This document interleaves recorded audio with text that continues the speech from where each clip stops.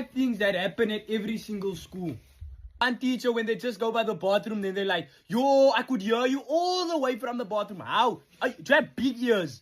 Is that why you could hear us from all the way from the bathroom? Were you paying attention to us? That's why you could hear us. Bro, every time you can hear us. How? There's never a day you can't hear us. One learner when school just starts, they want to already bunk. Bro, you're wasting your mom's school fees, bro. You wasting that, bro. You want to bunk, then you still pass. Wow. Intelligent.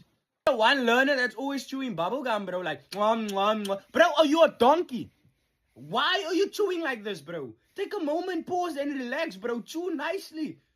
Every day you have a bubblegum. I'm believing you chewing your own tongue, bro. That one learner that's always going on, bro. Like, he's always going on about the silliest stuff. You can make so a small joke, then they're already angry at you, bro. Bro, it's school. You have to be bullied in order to grow. Hey, these kids.